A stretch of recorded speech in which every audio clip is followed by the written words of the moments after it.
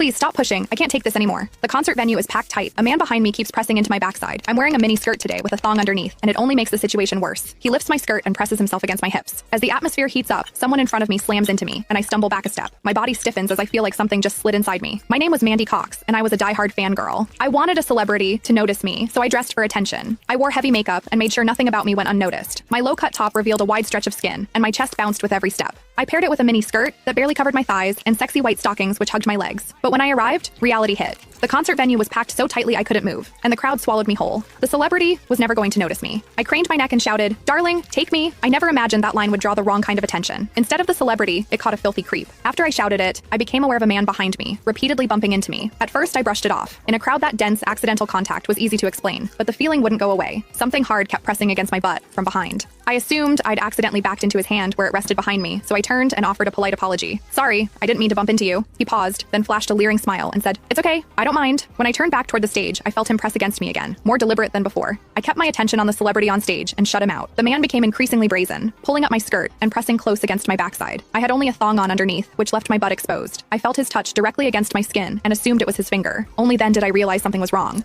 The pressure was warm and solid in a way a finger could never be. My mind lurched as the truth hit me. In the 20 years of my life, this was the first time a man had ever molested me. Fear surged through me, sharp and overwhelming, and my body reacted with an instinct to flee, but there was no way to move. The concert floor was packed wall to wall, leaving me stuck where I stood. I drew myself tight, bracing as if tension alone could keep the fear out. As I did, my hips closed around the man's so-called finger, trapping it between my cheeks. An unfamiliar sensation followed, and warmth rose to my face. What confused me was that I didn't recoil from it. There was a muted comfort to it, and against my will, it sparked a faint sense of expectation. The man behind me seemed to take it as a signal. He moved in closer, repeating the motion until the intrusion was unmistakable. I had lived a sheltered life as a college student, and now I was being toyed with by a stranger while surrounded by people. Shame surged within me without warning. I felt the urge to sob, but my throat closed, and my voice deserted me. Worse still, the pressure forced my thong inward and sent a restless, prickling discomfort through my body that wouldn't fade. A quiet, involuntary sound escaped me, and the embarrassment followed instantly. I gathered myself and strained to suppress it, holding it down until my throat tightened. The blaring music and the screams around me drowned everything out. With every eye fixed on the stage, no one was aware of what was happening to me. At the same time,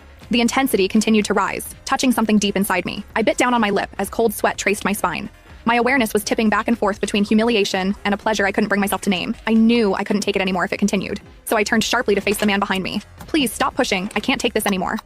When I finished speaking, the man leaned toward me and whispered in my ear, "Is it exciting, the way I'm pushing against you?" The shame was overwhelming, and I was on the verge of crying. "I'm a virgin. I've never done that kind of thing. Please, let me go." He didn't stop. Instead, his gaze burned deeper as he seized my waist, the pressure growing stronger. "You're really a virgin? Then let me show you what it feels like to be a woman."